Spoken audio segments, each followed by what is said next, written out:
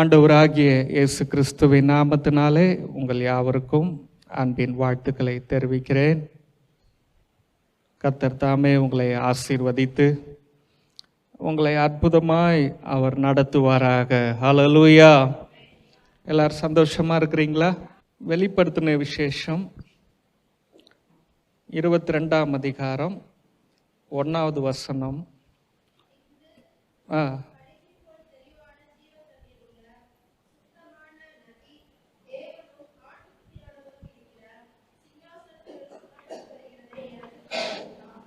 ஆமென். பளிங்கு போல் தெளிவான ஜீவ தண்ணீர் உள்ள சுத்தமான நதி தேவனும் ஆட்டுக்குட்டியானவரும் இருக்கிற சிங்காசனத்திலிருந்து புறப்பட்டு வருகிறதை எனக்கு காண்பித்தார். வேதத்தில் கடைசி பக்கத்தில் நம்முடைய ஆசீர்வாதங்களை கர்த்தர் வைத்திருக்கிறார். இந்த வசனத்தை நாம் கூர்மையாக நாம் கவனித்து பார்க்கும் பொழுது இந்த வசனத்திலே தேவனுடைய ராஜ்யம் அப்படின்ற ஒரு வல்லமையான ஒரு சத்தியத்தை நம்மால் பார்க்க முடிகிறது. அல்லேலூயா. பாருங்க, ஒரு சிங்காசனம் இருக்கிறது. அந்த சிங்காசனத்திலே தேவனும் ஆட்டுக்குட்டியானவரும் அதிலே அமர்ந்திருக்கிறார்கள். ஆமென். தேவனும் ஆட்டுக்குட்டியானவரும் என்று சொல்லும் பொழுது அது ஐக்கியத்தை அடையாளப்படுத்துகிறது. ஆமென். தேவனும் ஆட்டுக்குட்டியானவரும் அப்படின்னு சொன்னா 2 பேரும் ஒரே நபர் தான், 2 பேரும் 2 நபர்களாகவும் இருக்கிறார்கள். அல்லேலூயா. பாருங்க, தேவனும் ஆட்டுக்குட்டியானவரும் அப்படின்னு நம்ம சொல்லும் போது அந்த இடத்துல தேவன் அவர் நம்மை ஆவிக்குரிய ஆசீர்வாதங்களினால் ஆசீர்வதிக்கிறார். ஆட்டுக்குட்டியானவர் என்று சொல்லும்போது அவர் மாம்சத்திலே பூமிக்கு வந்து நம்மை சரீரத்திற்கான காரியங்களிலே நம்மை ஆசீர்வதிக்கிறவராக இருக்கிறார். தேவன் என்று சொல்லும் பொழுது அவர் நம்மை படைத்தவர், நம்மை சிருஷ்டித்தவர். ஆட்டுக்குட்டியானவர் என்று சொல்லும் போது விழுந்து போன மனிதனுடைய வாழ்க்கையில திரும்பும் அவனை தூக்கி நிறுத்துவதற்காக பரிகாரம் செய்தவர். ஹல்லேலூயா. இயேசு எப்போதும் அவர் தேவனால் நிறைந்திருந்தார். ஹல்லேலூயா. ஆட்டுக்குட்டியானவரும் தேவனும் இணைந்து அந்த சிங்காசனத்தில் இருக்கிறார்கள் என்று சொல்லும் பொழுது இயேசு கிறிஸ்து எப்போதும் தேவனால் நிறைந்திருந்தது போல நாமும் எப்பொழுதும் இயேசு கிறிஸ்துவினாலே நிரப்பப்பட்டவர்களாக அவருடைய சிங்காசனத்திலே நாம் அமர்ந்திருக்கிறோம் என்று நாம் விசுவாசிக்க வேண்டும் என்று வேதம் சொல்லுகிறது. ஹல்லேலூயா. ஹல்லேலூயா. இங்க பாருங்க, இங்கு சிங்காசனம் அப்படின்னு சொல்லப்பட்டிருக்குது இல்லையா? இந்த சிங்காசனம் அப்படின்னு சொல்றது தேவனுடைய ஆலயத்தை அது குறிக்கிறது. ஆமென். அப்ப தேவனுடைய சிங்காசனம் என்பது முதலாவது தேவனுடைய ஆலயமாக இருக்கிறது. தேவனுடைய சிங்காசனம் எங்க இருக்கிறது அப்படின்னா ஒரு ஆலயத்தில் இருக்கிறது, அது எழுத்தின்படி. 2வது ஆவிக்குரிய விதத்திலே தேவனுடைய சிங்காசனம் அது நமக்குள் இருக்கிறது. நாம் தான் தேவனுடைய ராஜ்யமாக இருக்கிறோம், நாம் தான் தேவனுடைய சிங்காசனமாக இருக்கிறோம். அல்லேலூயா. அல்லேலூயா. பாருங்க, நாம் தேவனுடைய ஆலயமாக இருக்கிறோம். நமக்குள்ளே தேவன், அதாவது இயேசு கிறிஸ்து ஒரு அதிகாரம் நிறைந்த ஒரு சிங்காசனத்தை உங்களுக்குள்ளும் எனக்குள்ளும் அவர் அமைக்கவில்லை. அவர் நமக்குள் அமைத்த அந்த சிங்காசனம் எப்படிப்பட்டதாக இருக்கிறது என்றால் அது கிருபையின் சிங்காசனமாக இருக்கிறது. கைகளை தட்டி ஆண்டவருக்கு நாம் நன்றி சொல்லுவோமா? ஆமென். அல்லேலூயா. அல்லேலூயா. ஆமா. இந்த உலகத்திலே நம்மை ஆளுகிறவர்கள், அதிகாரங்கள் எல்லாம் நம்மை அடிமைப்படுத்த நினைக்கிறது. நமக்கு அது எல்லா விதத்திலையும் நம்மை மட்டம் தட்ட நினைக்கிறது. ஆனால் உங்களுக்குள்ளும் எனக்குள்ளும் அவர் தேவனுடைய ராஜ்யமாய் நம்மை மாற்றி நமக்குள்ளே சிங்காசனமிட்டு நமக்குள்ளே ராஜாவாய் அமர்ந்திருக்கிற தேவன் அவர் நம்மை அதிகாரப்படுத்தவில்லை, நம்மை துஷ்பிரயோகியமாக நம்மை ஆளுகை செய்யவில்லை. அவர் கிருபை நிறைந்தவராக, கிருபாசனபதியாக உங்களுக்குள்ளும் எனக்குள்ளும் வாசம் பண்ணுகிறவராக இருக்கிறார். ஹல்லேலூயா. எத்தனை பேர் ஆமென் சொல்றீங்க? ஆமென். பாருங்க, இந்த வசனத்துல நீங்க பாத்தீங்கன்னா, பளிங்கை போல தெளிவான ஜீவ தண்ணீர், சுத்தமான நதி அப்படின்னு அநேக வார்த்தைகளை பயன்படுத்துகிறது. ஏன் இப்படிப்பட்ட அநேக விதமான வார்த்தைகளை ஆண்டவர் இந்த வசனத்தில் பயன்படுத்துகிறார்? அதாவது, ஒரு சிங்காசனம் ஒன்று இருக்கிறதாம். அந்த சிங்காசனம் தேவனுடைய ஆலயத்தில் இருக்கிறதாம். அந்த சிங்காசனத்தில் தேவனும் ஆட்டுக்குட்டியானவரும் அங்கு உட்கார்ந்து இருக்கிறார்களாம். அந்த இடத்திலிருந்து ஒரு நதி புறப்பட்டு ஓடுகிறதாம். அந்த நதி பளிங்கை போல, கண்ணாடியை போல இருக்கிறதாம். அது தெளிவாக இருக்கிறதாம். அது சுத்தமானதாக இருக்கிறதாம். அது ஜீவனுள்ளதாக இருக்கிறதாம். ஆமென். இதெல்லாம் எதை குறிச்சு இதெல்லாம் சொல்லுது அப்படின்னா, அந்த சிங்காசனம், தேவன் வீற்றிருக்கிற அந்த தேவ ராஜ்யம், அது எப்படிப்பட்ட வல்லமை உள்ளதாக இருக்கிறது, அது எவ்வளவு நேர்மையானதாக இருக்கிறது என்பதை வெளிப்படுத்துவதற்காக தான் இந்த வார்த்தைகள் எல்லாம் பயன்படுத்தப்பட்டிருக்கிறது. ஹல்லேலூயா. பாருங்க, தேவ ராஜ்யம் என்பது பளிங்கை போல. அந்த பளிங்கை போல அப்படின்னு சொல்லும் போது ஒலிவு மறை இல்லாமல் திறந்த புத்தகமாக இருக்கிறது. ஹல்லேலூயா. நம்முடைய தேவன் சிங்காசனத்தில் இருந்து நம்மை ஆளுகை செய்கிறார். அவர் கிருபை நிறைந்தவராக இருக்கிறார். அவர் நமக்கு எப்படி இருக்கிறார்னா, ஒரு கண்ணாடியை போல திறந்த முகமாக இருக்கிறார். இந்த உலகத்திலே ஆளுகை செய்கிறவர்கள் அவங்க என்ன ஆளுகை செய்கிறாங்க, அவங்க என்ன பண்றாங்க, எவ்வளவு தேசத்துல வருமானம் வருகிறது, தேசத்துல எவ்வளவு நன்மைகள் செய்யப்படுகிறது என்று எதுவுமே தெரியாது. எல்லாம் மறைமுகமாகவே இருக்கும். அவங்க ஒன்று சொல்லுவாங்க, நடக்கிறது ஒன்று நடக்கும். ஆனா ஆண்டவர் சொல்றார், நான் என் ஜனங்களை ஆளுகை செய்கிறேன். என் சபையிலே என்னுடைய ராஜ்யம் இருக்கிறது. நான் சிங்காசனத்திலே அமர்ந்திருக்கிறேன்.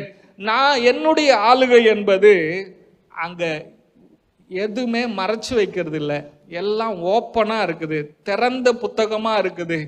உனக்கு எல்லாம் அங்க உண்மையான காரியங்களாக செய்யப்படுகிறது. அல்லேலூயா. நான் உங்களுக்கு செய்கிற எல்லா நன்மைகளும் திறந்த இருதயம் உள்ளவராக, என்னுடைய வேலைகள், நாங்கள் உங்களுக்காக செய்கிற நன்மைகள் எல்லாம் திறந்ததாக இருக்கிறது, எல்லாம் ஓப்பனா இருக்குதுன்னு ஆண்டவர் சொல்றார். அல்லேலூயா. இரண்டாவது, தேவனுடைய ராஜ்யம் என்பது அங்க தெளிவான என்று சொல்லப்பட்டிருக்கிறது. தெளிவான என்று சொல்லப்படுகிறது என்னன்னா, தேவ ராஜ்யம், தேவனுடைய ராஜ்யத்தின் திட்டங்கள், அவருடைய நோக்கங்கள் எல்லாம் நம்முடைய வாழ்க்கையில நாம் பார்க்கிற அளவிற்கு, புரிந்து கொள்ளுகிற அளவிற்கு எளிமையான அளவிலே இருக்கிறது. அல்லேலூயா. இயேசு கல்வாரி சிலுவையிலே செய்து முடித்தவைகள், அவர் நம்மை கல்வாரி சிலுவையில நமக்காக அவர் கொடுத்த ஒவ்வொரு ஆசீர்வாதங்களும், அது எல்லாம் நம்மால் எளிமையாய் புரிந்து கொள்ள கூடிய விதத்தில் இருக்கிறது. அவைகளெல்லாம் நம்முடைய கண்களுக்கு திறக்கப்பட்டவைகளாக இருக்கிறது. எத்தனை பேர் ஆமென் சொல்றீங்க? நான் பேசுறது எத்தனை பேருக்கு புரிகிறது? ஆமென். தேவனுடைய ராஜ்யம் என்பது சுத்தமான என்று அங்கு வார்த்தை அந்த 1வது வசனத்துல பயன்படுத்தப்பட்டிருக்கிறது. சுத்தமான. அப்ப பாருங்க, தேவனுடைய ராஜ்யம் என்பது அது எப்படி இருக்கிறதுன்னா, பரிசுத்தம் நிறைந்ததாக இருக்கிறது. ஹல்லேலூயா. அப்ப அந்த ராஜ்யத்தை யார் யாரெல்லாம் சார்ந்து கொள்கிறார்களோ அவர்களெல்லாம் அந்த தேவ ராஜ்யம் பரிசுத்தம் உள்ளவர்களாக மாற்றுகிறதாக இருக்கிறது. ஹல்லேலூயா. பாருங்க, இந்த உலகத்தில் இருக்கிற ராஜ்யங்கள் ஏன் ஜனங்களுக்கு ஆசீர்வாதமாக இல்லைன்னா, அந்த ராஜ்யம் அசுத்தம் நிறைந்ததாக, பாவங்கள் நிறைந்ததாக, உண்மை இல்லாததாக, அநியாயம் நிறைந்ததாக இருக்கிறது. தேவராஜ்யம் ஏன் அது பெருகுகிறது, ஆசீர்வாதமாக இருக்கிறது, அற்புதங்கள் நடக்கிறது, மக்களுடைய வாழ்க்கையில மிகப்பெரிய நன்மைகள் நடக்குது அப்படின்னா, தேவனுடைய ராஜ்யமானது பரிசுத்தம் நிறைந்ததாக இருக்கிறது. தேவனுடைய ராஜ்யமானது, அதனுடைய திட்டங்கள், கல்வாரி சிலுவையில செய்து முடிக்கப்பட்ட எல்லா காரியங்களும் மக்கள் எளிய விதத்திலே புரிந்து கொள்ளக்கூடிய சுவிசேஷமாக இருக்கிறது. அல்லேலூயா. தேவனுடைய ராஜ்யம் என்பது கண்ணாடியை போல, அதற்கு முன்பாக நின்றால் அந்த ராஜ்யம் உங்களுக்கு நல்லவர் தான். தேவன் நல்லவர், அவர் நன்மை செய்கிறவர், அவர் ஆசீர்வதிக்கிறவர் என்று புரிந்து கொள்ளக்கூடிய ஆமென் அப்படிப்பட்ட தெளிவானதாக இருக்கிறது என்று புரிவதற்காக இந்த 3 வார்த்தைகளும் பயன்படுத்தப்பட்டிருக்கிறது. 4வது வார்த்தை தேவ ராஜ்யம் என்பது அது நதியை அடையாளப்படுத்துகிறது. நதி அப்படின்றது என்னன்னா, தேவ ராஜ்யம் என்பது தடைபட்டு நிற்கிற ஒன்று அல்ல. தேவ ராஜ்யம் என்பது குளம் போல, குட்டையை போல, சாக்கடையை போல அல்ல. இந்த உலகத்தின் ராஜ்யங்கள், நம்முடைய இந்திய தேசத்தை எத்தனையோ மனிதர்கள் ஆளுகை செய்கிறார்கள். இன்னும் இந்தியா ஏழை நாடாகவே இருக்கிறது. அதை போல தேவனுடைய ராஜ்யம் தடைப்பட்டு முன்னேற்றம் அடையாத ஒரு ராஜ்யம் அல்ல. தேவனுடைய ராஜ்யம் என்பது நதியை போல இருக்கிறது. நதி என்றால் ஓடிக்கொண்டே இருக்கும். நம்ம இந்தியாவில் பார்க்குற நதிகளையும் நீங்க பார்த்து நதியை நீங்க கம்பேர் பண்ணக்கூடாது. நம்ம நாட்டில் ஓடுற, நம்ம ஊர்ல ஓடுற, நம்ம திருச்சியில ஓடுற காவேரி ஆறு இதெல்லாம் பார்த்து நீங்க என்ன பண்ணக்கூடாது, நதின்னு நீங்க கற்பனை பண்ணக்கூடாது. வெளிநாட்டில் ஓடுற நதிகள் எல்லாம் பார்த்தீங்கன்னா அது அவ்வளவு செழிப்பாக இருக்கிறது. வேதத்தில் சொல்லப்பட்ட நதியை ஆண்டவர் வெளிப்படுத்துகிறார். அந்த நதி கிறிஸ்துவாக இருக்கிறார். கிறிஸ்து தான் நதி. ஆமென். கிறிஸ்து தான் பரிசுத்தம், கிறிஸ்து தான் தெளிவானவர், கிறிஸ்து தான் பளிங்கை போல இருக்கிறவர். ஹல்லேலூயா. இந்த வார்த்தைகள் எல்லாம் கிறிஸ்துவை வெளிப்படுத்தும்படியாக எழுதப்பட்டது. ஆமென். கிறிஸ்து நம்மை ஆளுகை செய்கிறார். கிறிஸ்து சபையின் அவர்தான் சிங்காசனத்திலே ராஜாதி ராஜாவாக இருக்கிறார். அவர் எப்படின்னா ஒரு குட்டையை போல தடைப்பட்ட ஒரு ஆளுகை அவர் செய்யவில்லை. உங்களுக்காகவும் நமக்காகவும் நம்முடைய வாழ்க்கைக்காகவும் எல்லா காரியங்களிலேயும் உங்களுக்காக ஓடி ஓடி உழைக்கிற ஒரு ராஜ்யமாக இருக்கிறது. ஆமென். நதின்னு சொன்னா அது ஓடும், அது பாய்ந்து பரவும். ஹல்லேலூயா. ஆமா. ஏன் ஆண்டவர் இங்க நதின்னு சொல்றாருன்னா அது பரவி பாய் ஓடிக்கொண்டே இருக்கும். ஆமென். அப்ப ஆண்டவர் சொல்றாரு, நான் என்னுடைய ஆட்சியை நான் உனக்கு செய்யறேன், நான் உன்னை ஆளுகை செய்கிறேன், என்னுடைய சிங்காசனத்திலே நான் உன்னை உட்கார வைத்திருக்கிறேன், என்னுடைய சிங்காசனத்திற்கு நீ செல்ல பிள்ளையாக இருக்கிறாய், என்னை சார்ந்து கொண்டிருக்கிறாய், நீ பரிசுத்தம் உள்ளவனாய் இருக்கிறாய், உன்னுடைய வாழ்க்கையில நான் உன்னை நேசிக்கிறேன் என்பது நீ ரொம்ப கஷ்டப்பட்டு தெரிஞ்சு கொள்ள வேண்டிய அவசியம் இல்லை. அது எளிமையாய் புரிந்து கொள்ளுகிற விதத்திலே நான் எல்லாம் செய்திருக்கிறேன்.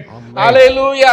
உன்னுடைய வாழ்க்கையிலே நான் எல்லாவற்றையும் செய்து முடித்தேன், நான் உன்னை ஆசீர்வதிக்கிறேன், நான் நல்லவராக இருக்கிறேன். அது கண்ணாடியை போல பளிச்சுன்னு தெரியும். அது யாரும் உனக்கு கஷ்டப்பட்டு விளக்க வேண்டிய அவசியம் இல்லை. ஆமென். ஹல்லேலூயா. 5வது பாத்தீங்கன்னா தேவராஜ்யம் என்பது ஜீவன் நிறைந்ததாக இருக்கிறது. தேவராஜ்யம் எப்படி இருக்குதுங்க? ஜீவன் நிறைந்திருக்கிறது. பாருங்க, இந்த உலகத்துல எத்தனையோ மன்னர்கள் நம்மை ஆண்டாலும் நம்முடைய வாழ்க்கை என்னமோ அது மரித்து போனதை போலதான் நம்ம உணர்கிறோம் இல்லைங்களா? நம்முடைய வாழ்க்கையில ஏழ்மையை நாம் உணர்கிறோம். நம்மை ஆளுகிறவர்கள் 5 ஆண்டுகளிலே 10 ஆண்டுகளிலே அவர்கள் சிறந்த பணக்காரர்களாக மாறி விடுகிறார்கள். ஆனால் நாமோ கைவிடப்பட்டவர்களாக இருக்கிறோம். ஆண்டவர் சொல்றாரு, என்னுடைய ராஜ்யம், என்னுடைய சிங்காசனம் அது ஜீவன் நிறைந்ததாக இருக்கிறது. அது மரித்து போன ராஜ்யம் அல்ல, அழிந்து போகிற ராஜ்யம் அல்ல, அது ஒரு காலம் வரைக்கும் தான் ஆளுகை செய்யும் என்கிற ராஜ்யம் அல்ல, நித்தியம் நித்தியமாய் உயிருள்ள ராஜ்யமாக இருக்கிறது. ஜனங்களுடைய வாழ்க்கையில ஜீவனை கொண்டு வருகிற ராஜ்யமாக இருக்கிறது. ஜனங்களுடைய வாழ்க்கையில ஆசீர்வாதங்களை கொண்டு வருகிற ராஜ்யமாக இருக்கிறது. ஜனங்களுடைய வாழ்க்கையில சுகத்தையும் வாழ்க்கை மாற்றங்களையும் கொண்டு வருகிற ராஜ்யமாக இருக்கிறது. இந்த உலகத்தில் இருக்கிற ராஜ்யங்கள் ஜனங்களுக்கு நன்மை செய்யதான் அவர்கள் ஆளுகைக்கு வருகிறார்கள் என்று சொல்லுகிறார்கள். ஆனால் ஜனங்களுடைய வாழ்க்கையில் இருக்கிற எல்லா நன்மைகளுக்கும் அவர்கள் காரணராக இருக்கவில்லை, கஷ்டத்துக்கு காரணராக இருக்கிறார்கள். ஆனால் தேவனுடைய ராஜ்யத்துக்குள் நீ இருப்பாயானா, அவருடைய சிங்காசனத்திலே அமருவதற்கான உனக்கு ஒரு இடத்தை அவர் வைத்திருக்கிறார். அந்த இடத்திலே நீ அமருவாயானால், உன்னுடைய குடும்பம் அமருமானால், உன்னுடைய வாழ்க்கையில அவருடைய ஜீவன் இருக்கிறது. உன்னுடைய வாழ்க்கையில் இருக்கிற எல்லா மரணங்களும் அழிக்கப்படும், மரணத்தின் சக்திகள் அழிக்கப்படும், கிறிஸ்துவின் ஜீவன் உன் வாழ்க்கையில வெளிப்படும் என்று ஆண்டவர் சொல்லுகிறார். அல்லேலூயா. இப்போ 1வது வசனம் எத்தனை பேருக்கு புரிஞ்சிச்சு? ஆமென். அங்கு பளிங்கை போல தெளிவான ஜீவன் சுத்தமான நதி, இது எல்லாம் எதை வெளிப்படுத்துகிறது? கிறிஸ்துவை வெளிப்படுத்துகிறது. கிறிஸ்துவின் ராஜ்யம் எவ்வளவு மக்களுக்கு நன்மை நிறைந்தது என்பதை வெளிப்படுத்துவதற்காக தேவன் எழுதி வைத்த ஒவ்வொரு வார்த்தைகளும். அல்லேலூயா. இப்ப நான் சிங்காசனத்தில் இருந்து அப்படின்ற அந்த வார்த்தை, ஆமென், சிங்காசனத்தில் இருந்து அப்படின்ற வார்த்தை என்னன்னா, எபிரேயர் 4ஆம் அதிகாரம் 16வது வசனத்துல நீங்க பாத்தீங்கன்னா, நாம் இரக்கத்தை பெறவும் ஏற்ற சமயத்தில் சகாயம் செய்யும் கிருபையை அடையவும் தைரியமாய் கிருபாசன தண்டையிலே சேரக்கடவும். ஆமென். இந்த சிங்காசனம் என்று சொல்லும் பொழுது நீங்க நினைக்க கூடாது, இந்த உலகத்தில் இருக்கிற மன்னர்கள், இந்த உலகத்தில் இருக்கிற அரசியல்வாதிகள் தன்னுடைய அரசாங்கத்திலே தன்னுடைய ஆபீஸ்ல இருப்பார்கள். அந்த முதல்வரை, அந்த பிரதமரை மனிதர்கள் பார்ப்பதற்கு அவ்வளவு கடினமாக இருக்கும். அந்த போல இயேசு இருக்கிறார் நீங்க நினைக்காதீங்க. அவரை யாரு வேண்டுமானாலும் ஏற்ற நேரங்களிலே இரக்கத்தை பெறவும், ஏற்ற சமயங்களிலே உதவிகளை பெறவும், கிருபையை பெறவும் நீங்கள் தைரியமாய், நீங்கள் எளிதாய் வந்து அவரை அணுக முடியும். உங்களுடைய குறைவுகளை பேச முடியும். பல மணி நேரம் அவருடைய சிங்காசனத்தில் அவரோடு நீங்கள் அமர்ந்திருக்க முடியும்.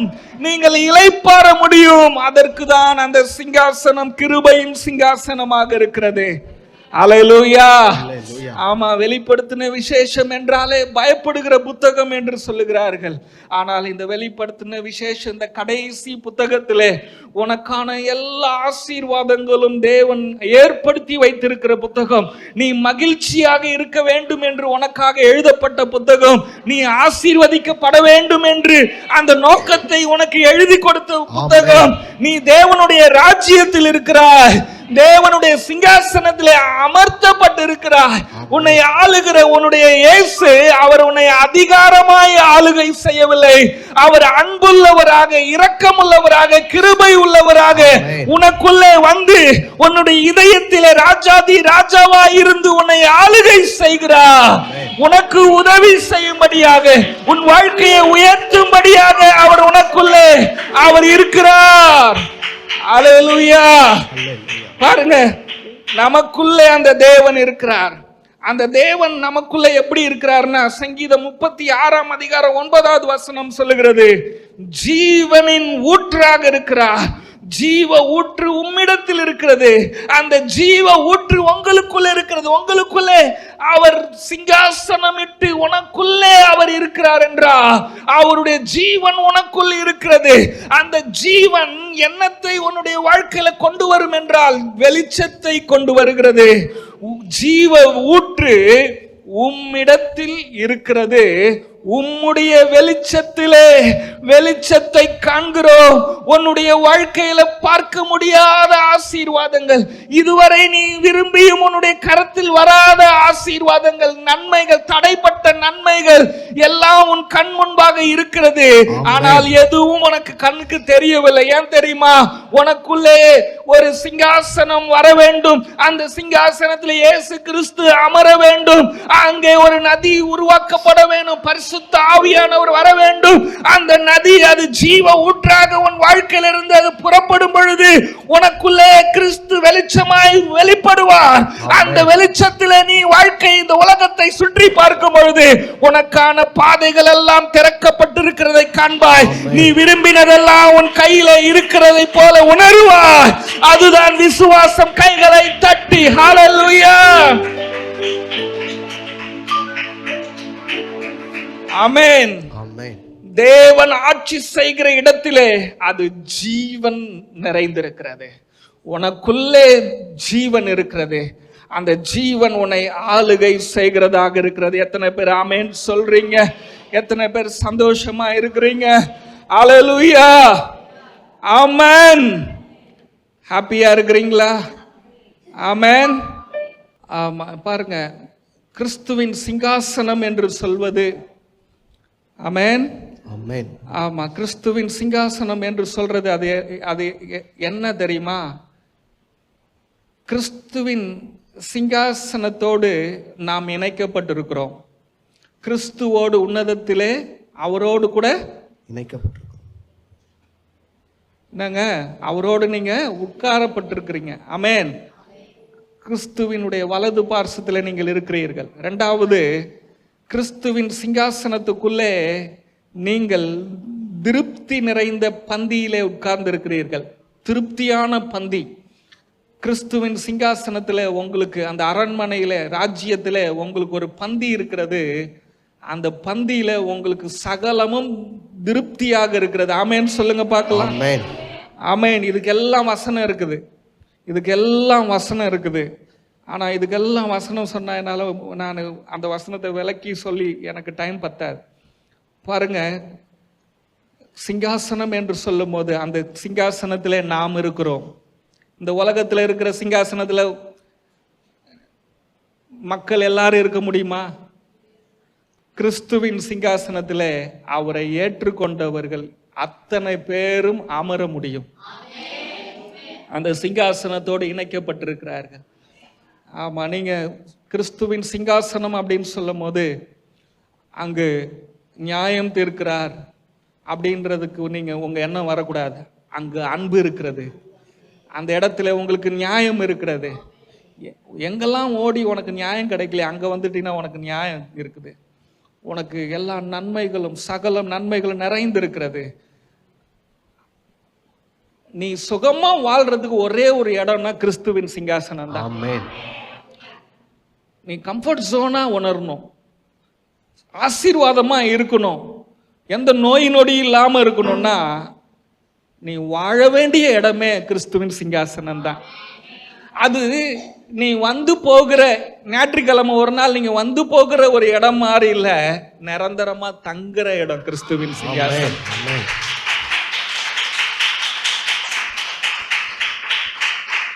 எத்தனை பேர் சந்தோஷமா இருக்கிறீங்க? எத்தனை பேர் இன்னைக்கு தான் இந்த சிங்காசனத்தை நான் தெரிஞ்சுக்கிறேன்னு நீங்க ஃபீல் பண்றீங்க? இன்னைக்கு இந்த சிங்காசனத்தை நான் தெரிஞ்சுக்கிறேன். ஆமென். நம்ம நினைப்போம் சிங்காசனம், அரண்மனை, ராஜ்யம்னாலே உயர்ந்து பார்ப்போம். இயேசுவுடைய சிங்காசனம் அப்படி வியந்து பார்க்கறதுக்கு இல்லை, அதுக்குள்ள வந்து நீ வாழ்க்கையை அனுபவிப்பதற்காக அவர் அந்த சிங்காசனத்தை ஏற்படுத்தி வைத்தார். பாருங்க, அந்த பந்தியில, அந்த சிங்காசனத்துல, அந்த தேவ ராஜ்யத்துல இருக்கிற அந்த பந்தியில தலைவர் யாருன்னா ஜீசஸ். அந்த பந்தியில உனக்கு சகல விதமான உணவும் இருக்குது. அங்கு உனக்கு சகல விதமான நன்மையும் இருக்குது. நீ எடுத்துக்கலாம், நீ எடுத்துக்கலாம், நீ அங்க இருந்து. ஆமென் சொல்வீங்களா? ஆமென். பாருங்க, அடுத்தது அந்த இடத்துல அன்பு நிறைந்திருக்கிறது அவருடைய சிங்காசனம். அது கிருபை நிறைந்ததுன்னு சொன்னேன். நாம் எல்லாரும் அங்கு இருக்கிறோம் சொன்னேன். நமக்கு அந்த சிங்காசனத்தில், அந்த அரண்மனையில், அந்த ராஜ்யத்தில் நாம் எல்லாருக்கும் பந்தி இருக்கிறது. அப்படின்னா அந்த பந்தியில் என்ன அர்த்தங்க? உனக்கான ஒரு சேர் இருக்குது. ஆமென். ஆமாம், உனக்கான சேர் இருக்குதுன்னா அந்த டேபிளில் இருக்கிற எல்லா உணவுக்கும் நீ உரிமையாளனாக இருக்கிறாய். ஆமாம். ரெண்டாவது, அன்பு நிறைந்து இருக்கிறது. மூன்றாவது பாருங்க, அதிகாரமும் வல்லமையும் நிறைந்த இடம். ஆமென். அவர்கிட்ட மட்டும் இல்லை, அந்த டேபிள்ல, அந்த சிங்காசனத்தில் உட்கார்ந்து இருக்கிற நம்ம ஒவ்வொருவருக்கும் அதிகாரமும் வல்லமையும் இருக்குது. அது நீதி நிறைந்ததாக இருக்கிறது. உனக்கான நீதியை இந்த சமுதாயத்தில் நீ எங்கெல்லாம் பாதிக்கப்பட்டு உனக்கு அநீதி வந்துச்சோ, நன்மை செய்து உனக்கு தீமை வந்துச்சோ, உனக்கு ஒரு நீதி கிடைக்கிற ஒரே இடமும் அவருடைய சிங்காசனம் தான். ஆமா, எந்த நேரம் வேண்டும் என்றாலும் எல்லாரும் எளிதாய் பிரவேசித்து நன்மைகளை பெற்றுக்கொள்ளுகிற ஒரு ராஜ்யமாக, சிங்காசனமாக இருக்கிறது. கிறிஸ்துவின் சிங்காசனம் சமாதானம் நிறைந்ததாக இருக்கிறது. அது ஆரோக்கியம் நிறைந்ததாக இருக்கிறது. கிறிஸ்துவின் சிங்காசனம் அது நிரந்தரமானதா இருக்கிறது. என் இயேசு கிறிஸ்து அவருடைய ஆட்சி என்றைக்கும் ஒருவராலும் வீழ்த்தவே முடியாத நிரந்தர ஆளுகையாக இருக்கிறது. நம்மை படைத்தவர், நம்முடைய தகப்பனுடைய ஆளுகை, அவருடைய சிங்காசனம், அவருடைய ராஜ்யம் நிரந்தரமாய் இருக்கிறபடினாலே கர்த்தருடைய பிள்ளையே, உன்னுடைய வாழ்க்கையும் நிரந்தர உயர்வுள்ளதாக இருக்கும், நிரந்தரமான ஆசீர்வாதம் நிறைந்ததாக இருக்கும், நிரந்தர ஆரோக்கியம் உள்ளதாக இருக்கும். கைகளை தட்டி ஹல்லேலூயா. கிறிஸ்துவின் சிங்காசனம் என்பது அது வாக்குத்தத்தங்கள் நிறைவேற்றி முடிக்கப்பட்ட இடமாக இருக்கிறது.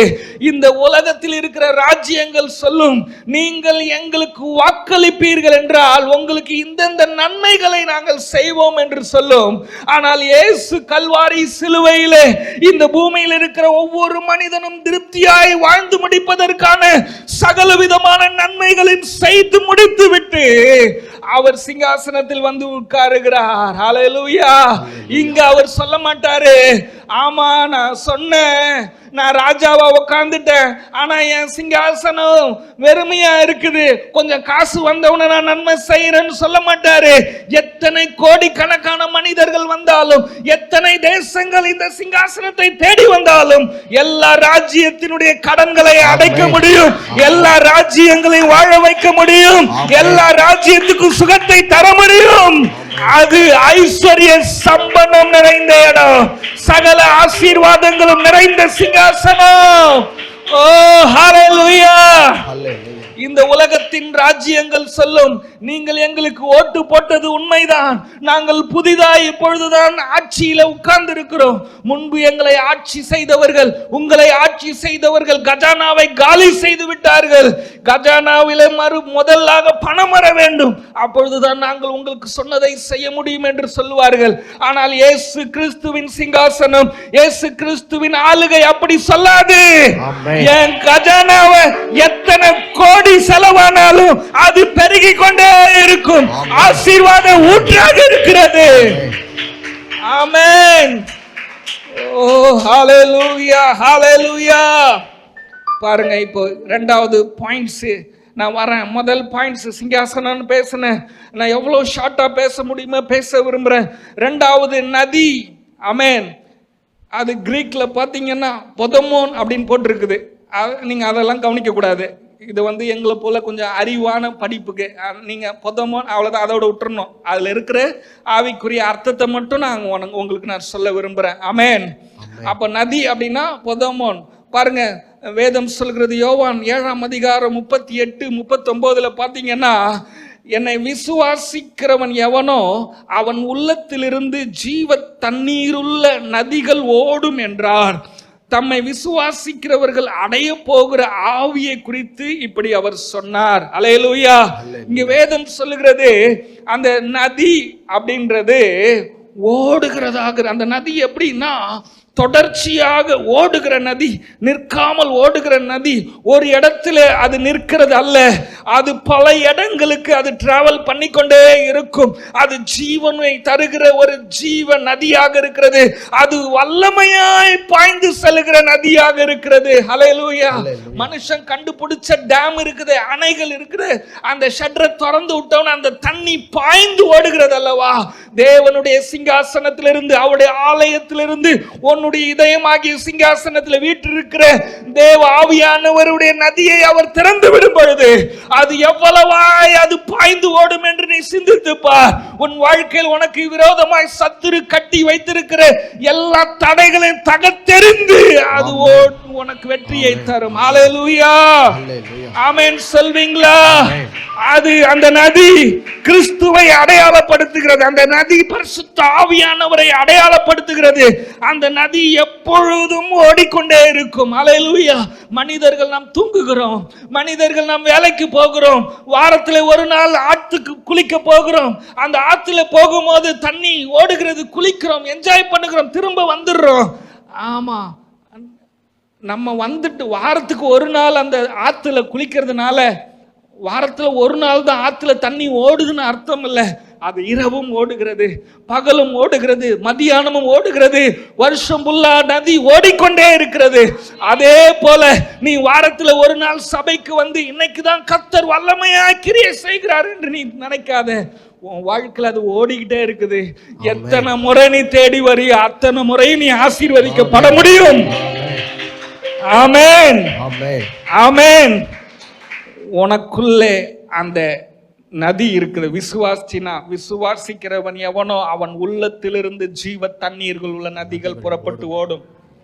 உனக்குள்ள விசுவாசம், ஏசப்பா எனக்குள்ள இருக்கிறார், ஆவியானவர் எனக்குள்ள இருக்கிறாரு, அவர் எனக்குள்ள சிங்காசனமிட்டு இருக்கிறாரு, அவர் எனக்குள்ள ராஜாதி ராஜாவாக இருக்கிறார், அவர் அன்புள்ளவராக கிருபையுள்ளவராக இருக்கிறார், அவர் எனக்குள்ளே நதியை திறந்து விடுகிறார்.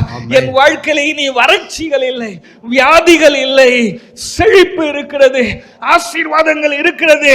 அந்த ஜீவ தண்ணீருள்ள நதிகள் புறப்பட்டு ஓடுகிறது. ஆமென், ஆமென். அது தொடர்ச்சியா ஓடும், வல்லமையா ஓடும், அது எங்கேயுமே நிற்காது. அதை தடுப்பதற்கு இந்த உலகத்தில் எந்த சக்தியும் இல்லை. ஆமென், ஆமென். இந்த பூமியில சுனாமி வந்துச்சு, எந்த மனுஷனால தடுக்க முடிஞ்சுச்சா? தேவன் படைத்த இயற்கையான நதியே அப்படி இருக்குமானால், என் தேவனுடைய ஜீவன் உனக்குள்ள இருந்து அது பாயுமானால் உன்னுடைய வாழ்க்கை எவ்வளவு ஆசீர்வாதமாக இருக்குமே என்பதை நீ யோசித்துப்பா. இதை குறிச்சு நேற்று நான் யோசிச்சுட்டு இருக்கும்போது ஆண்டவர் சொன்னாரு, சபை இன்னைக்கு என்ன ஒரு சத்தியத்தை புரிஞ்சுக்கிச்சுன்னா, சபை தேவனுடைய ராஜ்யமாக இருக்கிறது. நாம் ரட்சிக்கப்பட்டு அவருடைய சபையிலே அவருடைய அவயங்களாக மாறிவிட்டோம். அவர் தலையாக இருக்கிறார், நாம் சரீரங்களாக இருக்கிறோம். இந்த ராஜ்யத்தை, என்னுடைய வாழ்க்கையில தேவனுடைய ராஜ்யம் இருக்கிறது, அவர் என்னை ஆசீர்வதிப்பார் என்று இதோடு நாம் புரிந்து நம்முடைய வாழ்க்கையை முடித்து கொண்டோம். தேவனுடைய நோக்கம் என்னன்னா, சபையை முதலாவது அவருடைய ராஜ்யமாக மாற்றி அந்த சபையின் மூலமாக உன்னை அவருடைய சபையாக மாற்றி உன் மூலமாக அவருடைய ஜீவ ஊற்று இந்த தேசத்துக்கு கடந்து போக வேண்டும். முழு தேசமும் முழு உலகமும் தேவனுடைய ராஜ்யமாக மாற வேண்டும், முழு உலகமும் தேவனுடைய சபையாக மாற வேண்டும் என்பதற்காக தான் சபையை தேவனுடைய ராஜ்யமாக மாற்றி இருக்கிறார். நம்ம என்ன பண்ணிட்டோம்னா, உலகத்தில் இருக்கிறவங்கலாம் சாகட்டும், அவருடைய ஆலயத்தில் இருக்கிறவங்க நாங்கள் மட்டும்தான் பிழைப்போம் சொல்லி நம்ம சுயநலமாக நாம் ஆசீர்வாதத்தில் வாழ்கிறோம். தேவ நோக்கம் என்னன்னா, முழு உலகமுமே சபையா மாறணும், முழு உலகமுமே தேவனுடைய ராஜ்யமா மாறணும், முழு உலகத்தில் இருக்கிற ஒவ்வொரு மனிதனும் கிறிஸ்துவின் ஆலயமா மாறணும். அதுக்காக தான் அவர் கல்வாரி சிலுவையில ரத்தம் சிந்தி தன்னுடைய சொந்த ரத்தத்தினால சபையை சம்பாதித்தார், சபையை தேவ ராஜ்யமாக மாற்றினார், தேவனுடைய சிங்காசனமாக உங்களையும் என்னையும் மாற்றினார். இன்னும் இந்த உலகத்திலே பல கோடி ஜனங்கள் தேவனுடைய சிங்காசனமாய் தேவனுடைய ஆலயமாய் மாற வேண்டும் என்று ஆண்டவர் விரும்புகிறார். ஒவ்வொரு மனிதனுடைய உள்ளமும் ஆவியும் ஆத்துமாவும் ஜீவ நதியாக மாற வேண்டும் என்று விரும்புகிறார். அல்லேலூயா, அல்லேலூயா. பாருங்க, ஏதேன் தோட்டத்திலே அந்த நதி தொடங்கி வெளிப்படுத்தின விசேஷம் கடைசி அதிகாரம் வரைக்கும் அந்த நதி ஓடுகிறது. அல்லேலூயா. ஆதியாகமத்திலிருந்து வெளிப்படுத்தின விசேஷம் இந்த அதிகாரத்துக்கு உள்ளதான் மனுஷன் வாழ்றான், அதுக்கு வெளியே இல்லை. ஆமென். என்ன ஆண்டவர் சொல்ல விரும்புறாருன்னா,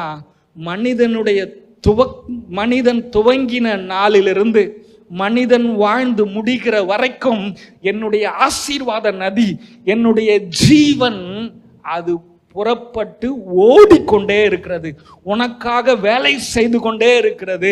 உன்னை செழிப்பாக்குவதற்காக, உன்னை ஆசீர்வதிக்கும்படியாக, உன்னை வெற்றி உள்ளவனாய் மாற்றும்படியாக, ஆரோக்கியம் உள்ளவனாய் மாற்றும்படியாக அது ஓடிக்கொண்டே இருக்கிறது, கிரியை செய்து கொண்டே இருக்கிறது.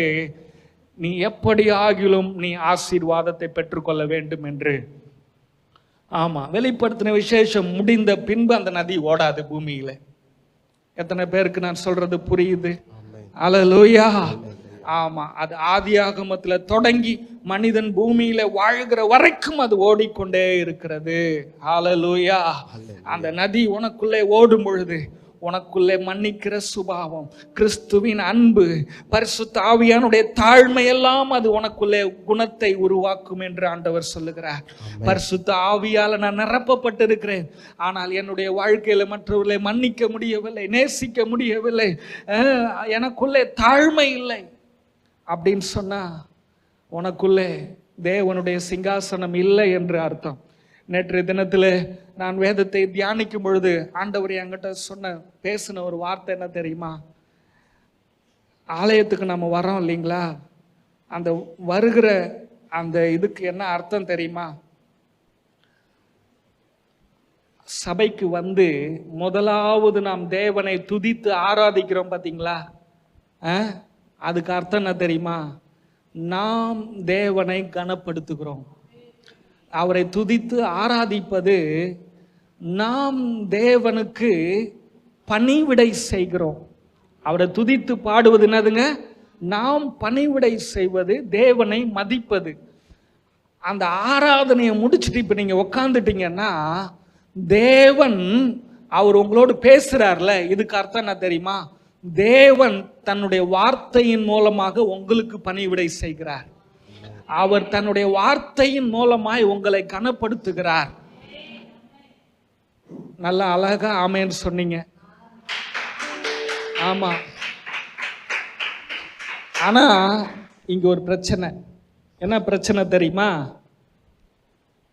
முதல்ல யாரு ரெஸ்பெக்ட் பண்ணணும்? ஆராதனையில யார் ரெஸ்பெக்ட் பண்ணணும், மதிக்கணும், ஊழியம் செய்யணும். துதிச்சு பாடி ஆராதிக்கிறது ஊழியம், பணிவிட. அதை எத்தனை பேர் செஞ்சீங்க? எத்தனை பேர் அப்ப செய்யும் போது இல்லை? யாரையும் நான் காயப்படுத்த சொல்ல, உணர்வடையும்படியாக ஆவியானவர் பேசுகிறார். பாருங்க, இப்போ நான் இருக்கிறேன்,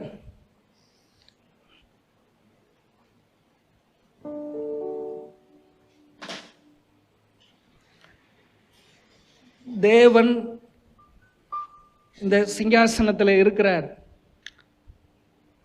இவரை நான் முதல்ல வந்து அவரை துதிச்சு பாடி ஆராதனை செய்து இவரை நான் கனப்படுத்தவில்லை. இவருக்கு நான் ஊழியம் செய்யவில்லை, அவரை துதித்து ஆராதிக்கவில்லை. அதுக்கு அர்த்தம் என்ன தெரியுமா? இவர் என்னடா பெரிய ஆளா, இவரை நான் துதிக்கணுமா, இவருக்கு நான் ஊழியம் செய்யணுமா, இவரை நான் மதிக்கணுமா? என்ன பாட்டு பாடி முடிக்கட்டும், ஆராதனை முடியட்டும், நான் பிரசங்கத்துக்கு போவேண்டா, தூங்கி எழுச்சிட்டு நான் வரேன்னு நினச்சிங்களேன். பல வேலைகளை செஞ்சுட்டு நான் ஆராதனைக்கு வரேன்னா அதற்கு அர்த்தம் என்ன தெரியுமா? நான் உனக்கு பணிவிடை செய்ய மாட்டேன், உன்னை நான் மதிக்க மாட்டேன், ஆனால் உன் வார்த்தையினால நீ என்னை ஆசீர்வதிக்கணும், நீ என்னை ஆசீர்வதிக்கணும். இயேசுவே, நீ வாக்குத்தத்தமா தீர்க்க தரிசனமா பேசி இன்னைக்கு எனக்கு என் வாழ்க்கையில ஒரு அற்புதம் செய்யணும் அப்படின்னு சொல்றோம். அதுக்கு அர்த்தம் நான் உன்னை மதிக்க மாட்டேன், நீ என்ன மதிக்கணும் அப்படின்னு சொல்றோம். ஆண்டவர் சொல்றாரு, என்னை கனம் பண்ணுகிறவனை நான் கனம் பண்ணுவேன். ஆமா, நான் வெளியே போயிட்டேன், இப்ப நான் மறுபடியும் சப்ஜெக்டுக்கு வரேன். இந்த காலை வேளையில அவருடைய பொதமோன் அந்த நதி ஜீவ நதியாக எனக்குள்ளே பாய்ந்து அது பிறருக்கு ஆசீர்வாதமாக ஓட வேண்டும் என்று உங்களை நீங்கள் அர்ப்பணிக்க வேண்டும் என்று ஆண்டவர் விரும்புகிறார். இந்த நதிக்கு மூல பாஷையில் என்ன தன்மை தெரியுமா? ஆண் தன்மையை சொல்லப்பட்டிருக்கிறது, ஆணை வெளிப்படுத்தும்படியாக சொல்லப்பட்டிருக்கிறது. இந்த நதி என்னன்னா ஆணை வெளிப்படுத்துகிறது. கடல்ல பார்த்தீங்கன்னா ஆணலை பெண்ணலைன்னு இருக்கும். எத்தனை பேருக்கு தெரியும்? பெண்ணலை என்ன பண்ணும், யாருக்கா தெரியுமா? பெண்ணலை கரையில் இருக்கிறவனை இழுத்துக்கிட்டு கடலுக்குள்ள போயிடும். கரையில் இருக்கிறவனை கடல் இழுத்து கொண்டு போனது என்று சொல்றாங்க இல்லையா? கடல் இழுத்து கொண்டு போனது அது பெண்ணலை. ஆண்டவர் இந்த நதிக்கு ஆண் தன்மையை கொடுத்திருக்கிறார். இந்த நதி என்றால் கிறிஸ்து என்னும் புருஷனை வெளிப்படுத்துகிறது. பிசாசு உன்னுடைய ஆசீர்வாதங்களை எல்லாம் அடித்து கொண்டு அவன் கடலுக்கு ஆழத்திலே கொண்டு போய் போட்டாலும் கிறிஸ்து என்னும் புருஷன் மணவாளன் இருக்கிறா, அந்த எல்லா ஆசீர்வாதங்களையும் மறுபடியுமாக கரைக்கு அடித்து கொண்டு வந்து உனக்கு திரும்ப தருவார். ஆமென், ஆமென்.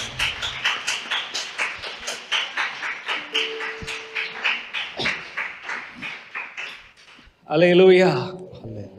ஆமா, இந்த இடத்துல மூன்றாவது பாயிண்ட் என்னன்னா ஜீவ தண்ணீர். உதஸ் ஜோஸ் அப்படின்னு போட்டிருக்குது. ஜோயே, உதஸ் ஜோயே அப்படின்னா ஜீவ தண்ணீர். இந்த ஜோயே அப்படின்னு இருக்குல்ல, தேவனுடைய ஜீவன் அர்த்தம். ஜீவன் அப்படின்னா என்னங்க? தேவனுடைய ஜீவன் அப்படின்றது.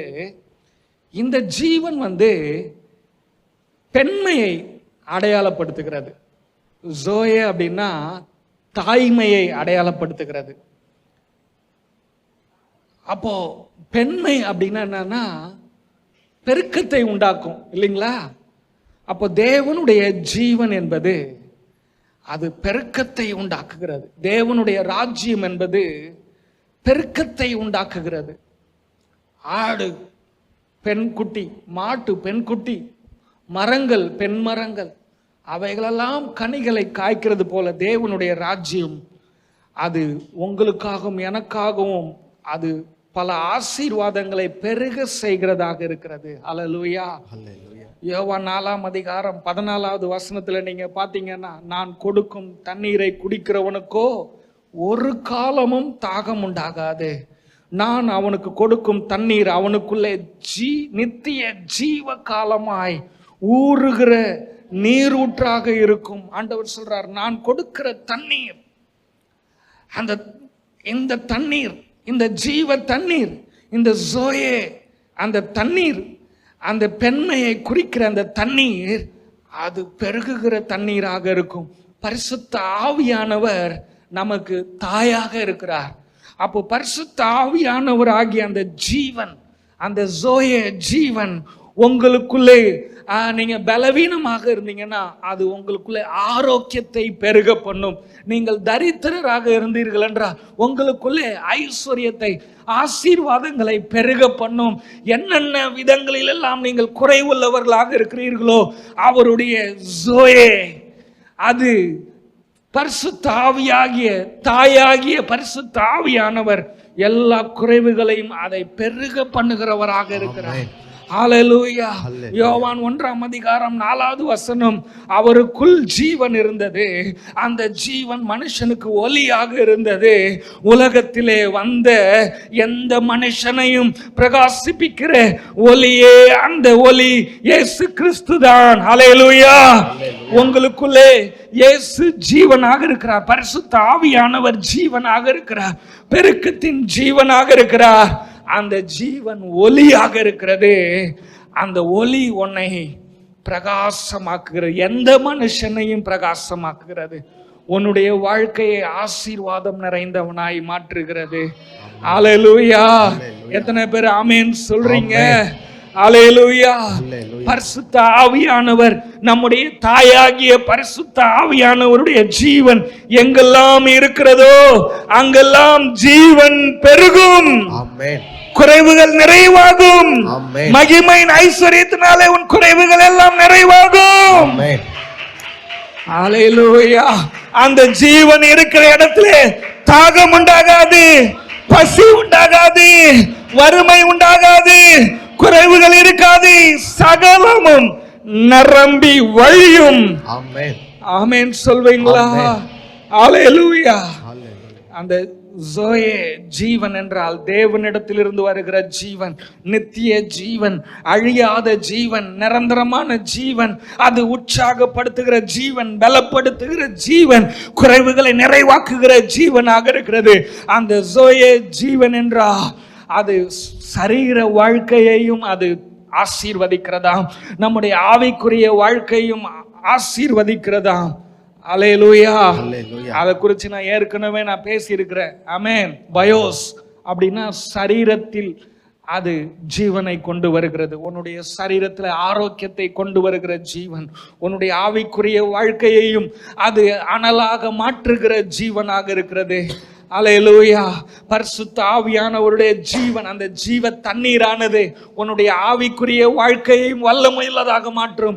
உலகத்திலே வாழ்கிறவனுடைய மாம்ச பிரகாரமான வாழ்க்கையிலே உனக்கு தேவையான எல்லாவற்றையும் அது நிறைவாக்கக்கூடியதாக இருக்கிறது.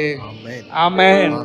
பரவி பாய்கின்ற ஆறுகள் நீர்தானே, பரவி பாய்கின்ற ஆறுகள் நீர்தானே, நதியோரம் வளர்கின்ற தோட்டமும் நீர்தானே, நதியோரம் வளர்கின்ற தோட்டமும் நீர்தானே.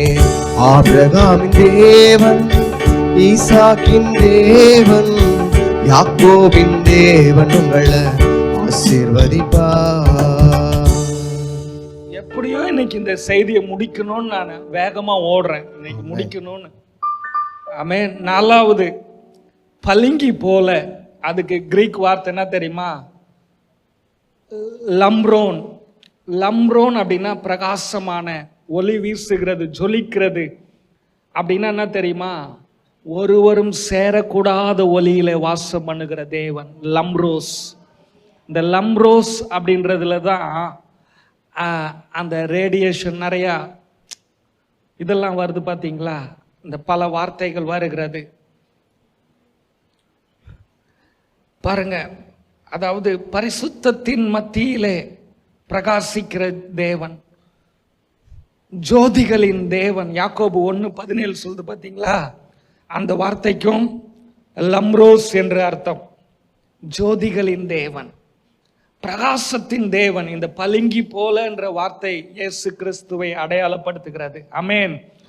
இயேசு கிறிஸ்துவின் ராஜ்யம், இயேசு கிறிஸ்துவின் சிங்காசனம், இயேசு கிறிஸ்துவின் சபை, இயேசு கிறிஸ்துவினுடைய ஆலயம் ஆகிய உன்னுடைய சரீரம், இயேசு கிறிஸ்துவின் சிங்காசனமாகிய உன்னுடைய சரீரம், உன்னுடைய இதயம், உன்னுடைய ஆவி, உன்னுடைய ஆத்துமா, அது பிரகாசம் நிறைந்ததாக இருக்கிறது. ஏன்னா ஜோதிகளின் தேவன் அதிலே வாசம் பண்ணுகிறார். ஒருவரும் சேரக்கூடாத ஒளியிலே வாசம் பண்ணுகிற தேவன் உனக்குள்ளே வாசம் பண்ணுகிறார். ஆமென். ஹல்லேலூயா. ஆமென். ஆமென். அந்த தேவன் உனக்குள்ளே ஒருவரும் வாசம் பண்ணக்கூடாத, ஒருவரும் கண்டிராத, காணக்கூடாதவருமாகிய ஏக சக்கராதிபதியாகிய அந்த தேவன் உனக்குள்ளே வாசம் பண்றாருன்னா உனக்குள்ளே இருள் இல்லை, கலங்கம் இல்லை, கலக்கம் இல்லை, பயம் இல்லை. ஒளி வந்தாலே வாழ்க்கை பிரகாசமா மாறிடும், தைரியம் வந்துடும். உன் வாழ்க்கையில பாவம் இருக்க முடியாது, சாபம் இருக்க முடியாது. உன் வாழ்க்கையில எல்லாம் பரிசுத்தமா மாறிடும். என படைத்த தேவன் உன்னை ஆலயமாக மாற்றி சிங்காசனமாக, அவருடைய அரண்மனையாக, அவருடைய ராஜ்யமாக மாற்றி உனக்குள்ளே வாசம் பண்ணுகிறார். ஜோதிகளின் பிதாவாக உனக்குள் இருக்கிறார். உனக்குள்ளே சத்துருவின் கிரியைகள் இருக்காது, உனக்குள்ளே ஒளிவு மறைகள் இருக்காது, உனக்குள் மங்கள் இருக்காது. அல்லேலூயா. எத்தனை பேர் ஆமென் சொல்றீங்க? ஆமா. அப்படிப்பட்ட வெளிச்சம் எதை அடையாளப்படுத்துது தெரியுமா? அவருடைய வெளிப்பாடுகள். அப்படிப்பட்ட தேவன் உனக்குள்ளே இருக்கும்போது உனக்குள்ள ரெவலேஷன் வரும், வெளிப்பாடுகள் வரும். தேவன் எப்படிப்பட்டவர் என்பதை உனக்கு யாரும் சொல்லி புரிய வேண்டிய அவசியம் இல்லை. உனக்காகவே உன் தேவனை உன்னால் புரிந்து கொள்ள முடிகிற அளவிற்கு உன்னுடைய ஆவிக்குரிய அறிவு கூர்மை நிறைந்ததாக இருக்கும். தேவனுடைய மகிமையை வெளிப்படுத்துகிறது. ஆமென். அவருடைய மகிமை அது பிரதிபலிக்கிறது. அந்த பளிங்கு போல அவர் உனக்குள்ள வந்துட்டார்னா உன் வாழ்க்கை பிரகாசம் ஆயிரும். பாருங்க, இந்த உலகத்துல வெளிச்சத்தை கண்டுபிடிச்சாங்க, மனுஷன் வாழ்க்கை மாறும். இன்டர்நெட்டை கண்டுபிடிச்சான், ஏஐ கண்டுபிடிச்சான், ஏரோப்ளைனை கண்டுபிடிச்சான், செல்போனை கண்டுபிடிச்சான், பாருங்க ஃபேஸ்புக்கை கண்டுபிடிச்சான், யூடியூபை கண்டுபிடிச்சான், இன்ஸ்டாகிராமை கண்டுபிடிச்சான். மனுஷனுக்கு ஏதாவது பிரயோஜனமா இருக்கும்னு. ஆனால் அதையெல்லாம் மனிதனுக்கு தீமையாகவே மாறிக்கொண்டிருக்கிறது. மனிதனுடைய குடும்பத்தை உடைக்கிறது, உறவுகளை உடைக்கிறது. மனிதனுடைய கண்டுபிடிப்புகள் எல்லாம் மனிதனை இன்னும் அது மோசமானவனாக மாற்றுகிறது. இந்த பூமியை பயங்கரமாக பயமுறுத்துகிறது.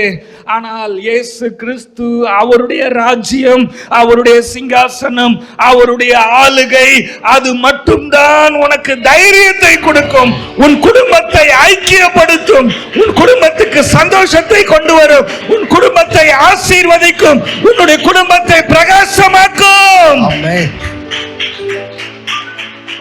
ஆமா, ஆமென், ஹல்லேலூயா. ஒலிவு மரம் இல்ல, ஒலிவு மரம் இல்லாத ஒரு குடும்பமா உன் குடும்பத்தை மாத்தும். ஆமென் சொல்வீங்களா? பாருங்க, இந்த உலகத்தின் ராஜ்யங்களுடைய திட்டங்கள், அவங்க மக்களுக்கு ஏற்படுத்துற நன்மைகள் எல்லாம் மறைபொருளாகவே இருக்கிறது. ஆனால் தேவன் அவருடைய ராஜ்யத்திலே மக்களை ஆசீர்வதிக்கிற திட்டங்கள் எல்லாம் வெளிச்சம் போட்டு காட்டுகிறது. ஆமென் சொல்வீங்களா? ஹல்லேலூயா. என்னுடைய நான்காவது குறிப்பை நான் ஷார்ட்டா முடிக்கிறேன். ஆமென். ஒரு ஊழியக்காரன் நினைச்சா ஷார்ட்டாவும் முடிக்க முடியும், பெருசாவும் பேச முடியும் இல்லையா? 5வது பாயிண்ட்ஸ், பளிங்கி போல தெளிவான அப்படின்னு இருக்குல்ல. இங்க பாத்தீங்கன்னா ஒரு வார்த்தை போடப்பட்டிருக்குது, அது எனக்கே வாயில நுழையாத வார்த்தை, கிறிஸ்டல் அப்படின்ற.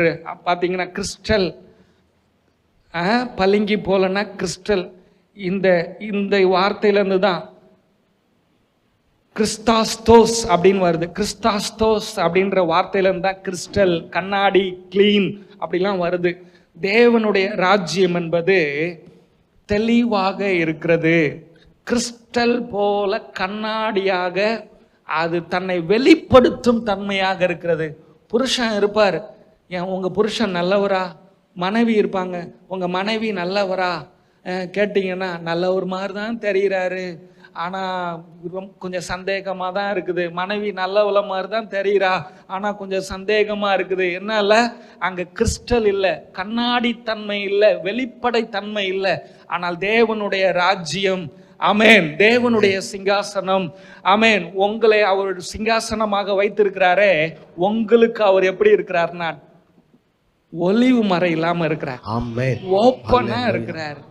எல்லாம் ஓப்பன். நான் உனக்கு பொய் சொல்ல மாட்டேன், நான் உனக்கு எந்த விதத்திலையும் அநீதி செய்ய மாட்டேன். எத்தனை பேர் சந்தோஷமா இருக்கிறீங்க?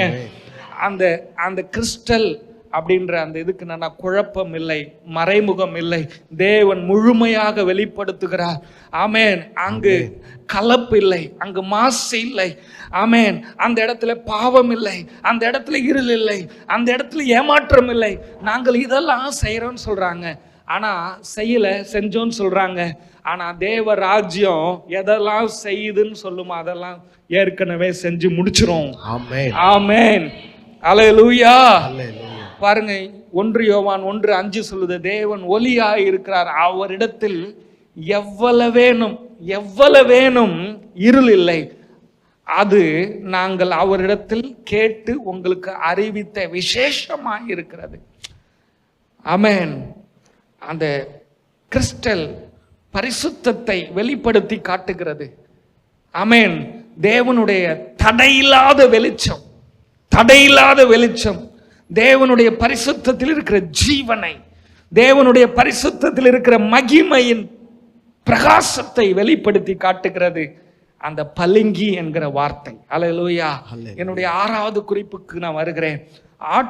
தேவனும் ஆட்டுக்குட்டியானவரும். ஆமென். தேவனும் ஆட்டுக்குட்டியானவரும் அப்படின்றது பலியிடப்பட்ட ஆட்டுக்குட்டியானவர். அல்லேலூயா. அவருடைய சிங்காசனத்திலே பலியிடப்பட்டவராக அவர் அமர்ந்திருக்கிறார். பாருங்க, நாம் பாவமுள்ள மனிதர்கள், அவருடைய சிங்காசனத்துல நம்மை உட்கார பண்ணுவதற்காக அடிக்கப்பட்ட ஆட்டை போல உட்கார்ந்திருக்கிறார். அந்த சிங்காசனத்திலே நாம் பரிசுத்தவானாய், நீதிமானாய், தைரியமாய், சந்தோஷத்தோடு, சமாதானத்தோடு ஆசீர்வாதத்தை நம்மால் அனுபவிக்க முடியும் என்றால் அவர் அடிக்கப்பட்ட ஆட்டுக்குட்டியானவராய், ரத்தம் சிந்தப்பட்டவராய் அந்த சிங்காசனத்தில் உட்கார்ந்து இருக்கிறார். அது எதை காட்டுதுன்னா, நீங்களும் நானும் ஆசீர்வாதத்துக்கு தகுதியானவர்கள் தான்.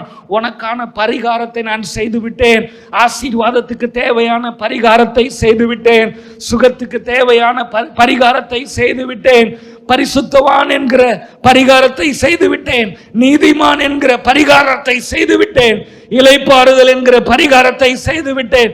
சகல காரியத்திற்கும் நான் பரிகாரத்தை செய்து முடித்து விட்டுதான் ஆட்டுக்குட்டியானவராக ரத்தம் சிந்தப்பட்டவராக என்னுடைய மடியிலே உன்னை சிங்காசனத்திலே அமர வைத்திருக்கிறேன் என்று சொல்லுகிறார். கைகளை தட்டி ஹல்லேலூயா. இந்த 22ஆம் அதிகாரம் 1ல நம்ம பார்த்தோம், சிங்காசனத்திலே ஒரு சிங்காசனம் இருக்கிறது. அந்த உங்களுக்குள்ளே நல்ல கவனிங்க, உங்களுக்குள்ளே சிங்காசனம் இருக்கிறது. அந்த சிங்காசனத்திலே தேவனும் ஆட்டுக்குட்டியானவரும் பரிசுத்த ஆவியானவரும் உட்கார்ந்து இருக்கிறார்கள். இதெல்லாம் உங்க பிளஸ்ஸிங்காக தான். உங்களுக்குள்ள இருக்கிறாங்க, அவங்க கிருபை உள்ளவரா இருக்கிறாங்க. அவங்க எப்படி இருக்கிறாங்கன்னா பளிங்கி போல. இந்த பளிங்கி இயேசுவை காட்டுகிறது. தெளிவு, இயேசுதான் தெளிவு. இயேசுவை தவிர இந்த உலகத்துல மற்ற எல்லா மனிதரும் உங்களை குழப்புவாங்க. ஆமென், உங்களை குழப்புவாங்க. இயேசு ஒருத்தர் தான் தெளிவு. ஆமா, ஜீவ தண்ணீர் இயேசு கொடுக்கிற, இயேசுதான் ஜீவ தண்ணீர். இந்த உலகத்துல நீங்க எந்த தண்ணி, சுடு தண்ணி குடிச்சா கூட சளி போக மாட்டேங்குது. ஆமா, உலகத்துல எந்த காசுக்கு தண்ணி வாங்கி குடிச்சாலும் சளி பிடிக்குது, வியாதி வருது. ஆமா, கவர்மெண்ட் கொடுக்கிற தண்ணி அது டூப்ளிகேட் தண்ணி.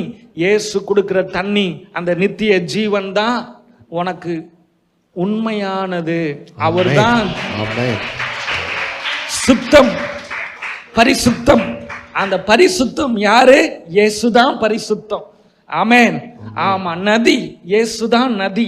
அவர் தான் உனக்காக ஓடி ஓடி உழைக்கிறவர். அவர் தான் உன்னை செழிப்பாக்குறவர். இந்த உலகத்துல ஓடுற காவேரி தண்ணி உனக்கு கிடைக்காது. ஆமா, இயேசு கொடுக்கிற நதியில வர அந்த தண்ணி உனக்கு கிடைக்கும். ஆமென். அப்போ இவ்வளவும் உனக்காக ஆண்டவர் செய்யறாருன்றத இவ்வளவு தூரம் நான் பேசினேன். ஆமென். அப்ப அந்த சிங்காசனத்துல மூலமா நமக்கு என்னென்ன ஆசீர்வாதம் வருதுன்னு சொல்லி நான் இன்னும் கொஞ்ச நேரத்துல பேசி நான் முடிக்க போறேன். 4வது வசனத்துல நீங்க பாத்தீங்கன்னா, அவருடைய ஊழியக்காரர் அவரை சேவித்து அவருடைய சமூகத்தை தரிசிப்பார்கள். பாருங்க, சிங்காசனத்திலிருந்து ஓடி வருகிற ஜீவன் அவருடைய ஊழியக்காரர் அவளை சேவிப்பார்கள். அப்படின்னா என்ன அர்த்தம்னா, என்னுடைய முதல் குறிப்பு இயேசுவோடு நெருங்கிய உறவை உண்டாக்குகிறது. ஆமென். அவருடைய சிங்காசனம், அந்த ஜீவன் உங்களுக்கு என்னத்தை கொண்டு வருது தெரியுமா? அது நெருங்கிய உறவை கொண்டு வருகிறது. இந்த ஜீவ தண்ணீர், இந்த ஜீவ நதி, இதெல்லாம் தண்ணியை அடையாளப்படுத்தல. எதை தெரியுமா அடையாளப்படுத்துது? தேவ ஆவியானவருடைய ஜீவன், அந்த ஜோயே ஜீவன், ஒரு தாயினுடைய ஜீவன். ஆமென். அந்த ஒரு தாய் தன் பிள்ளைக்கு உயிர் கொடுக்கிறாள். ஒரு ஜீவனை அவள் உருவாக்குகிறாள். அந்த ஜீவனை பாதுகாக்கிறாள். அந்த ஜீவனை ஜீவனோடு இந்த பூமிக்கு கொண்டு வருகிறாள்.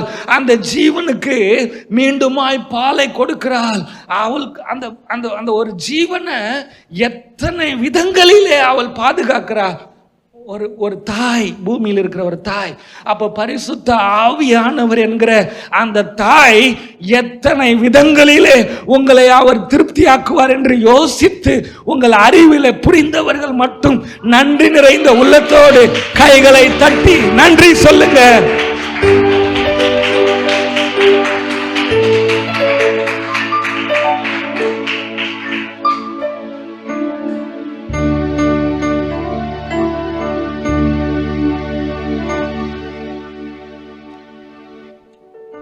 நான் ஒரே ஒரு காரியத்தை தான் பயபக்தியோடு நான் செய்கிறேன்.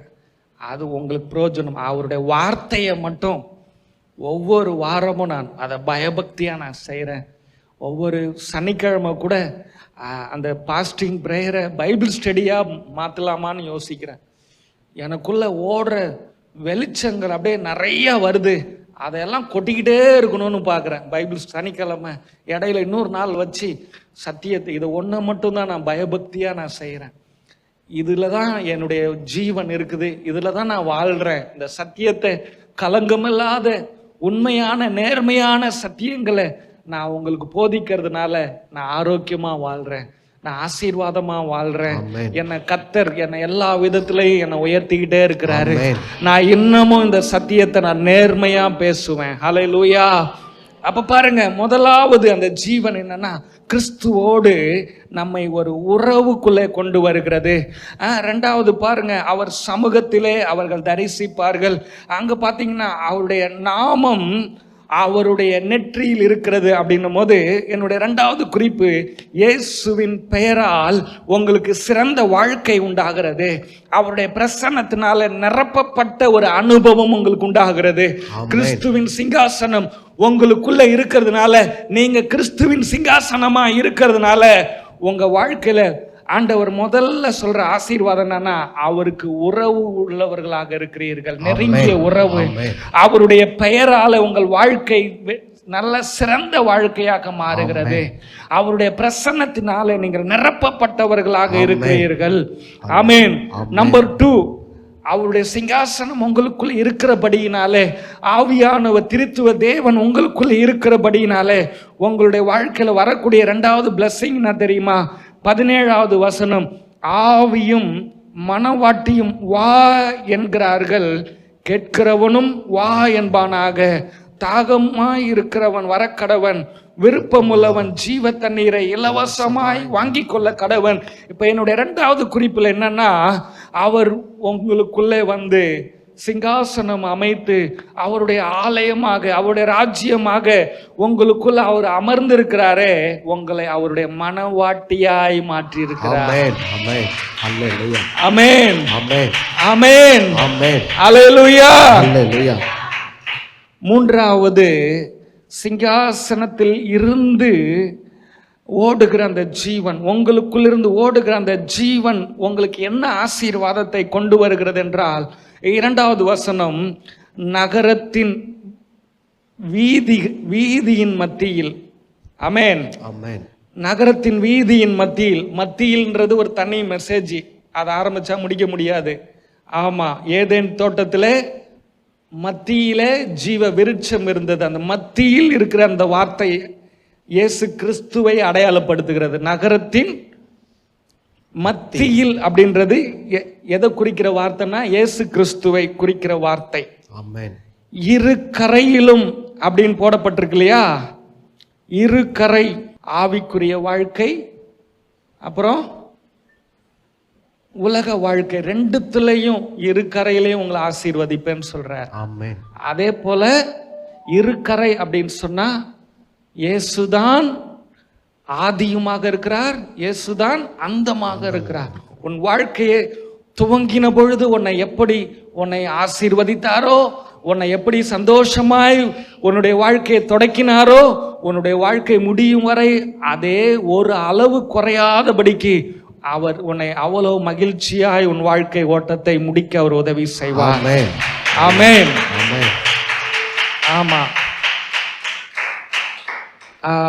அடுத்தது பாருங்க, இங்க நீங்க கவனிக்க வேண்டிய ஒரு வார்த்தை, 12 விதமான கனிகளை தரும் ஜீவ விருட்சம் இருந்தது. இந்த வார்த்தைக்கு யாராவது கவனிச்சு எதாவது சொல்ல முடியுமா? 12 விதமான கனிகளை தரும் ஜீவ விருட்சம் இருந்தது. என்னங்க கவனிக்கிறீங்களா? 12 விதமான கனிகளை தரும் ஜீவ விருட்சம் இருந்தது. 2 கரைகளிலேயும் அந்த விருட்சம் இருக்குது. விருட்சம் ஒண்ணுதான். கவனிக்கிறீங்களா? விருட்சம் ஒன்றுதான். ஆனால் 12 விதமான கனிகளை தருகிறது. ஒரே மரம் தான். இந்த ஜீவ விருட்சம் யாருன்னா இயேசு கிறிஸ்து. இயேசு ஒருவர் தான். ஆனால் அவர் 12 விதமான, பாருங்க இந்த இடத்துல இயேசு ஒருவரே ஒரே ஒரு ஜீவன் உள்ள மரமாக இருக்கிறார். அவருக்குள் இருந்து 12 விதமாக, அதாவது 12 விதம் என்று சொல்லும் போது வெறுமனே 12 விதமான கனிகளை மட்டும் இயேசுவால் கொடுக்க முடியும் என்று அர்த்தம் அல்ல. 12 விதமான என்று சொல்லுகிற வார்த்தை என்பது அது சம்பூரணம். ஆமென். முழுமை. இயேசு ஜீவ விருட்சமுள்ள ஒரு மரமாக இருக்கிறார். ஆமென். இந்த வருஷத்தை எப்படி நீங்க முடிக்கலாம்னு நீங்க பயப்படுறீங்கல்ல? வருஷத்துக்கு 12 மாதம். இந்த வருஷத்துல கிறிஸ்து என்கிற ஒரு மரம் அவர் அப்பா உனக்கு இருக்கிறாரு.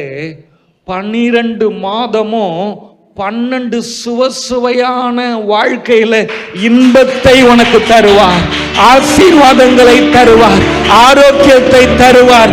அதற்கு அர்த்தம் என்னன்னா, பரிபூரணமான ஆசீர்வாதங்களை உன் வாழ்க்கையில தந்து உன் வாழ்க்கையை அவர் நிரப்புவார். உன் வாழ்க்கையில ஆசீர்வாதங்கள் நிரம்பி வழியும்.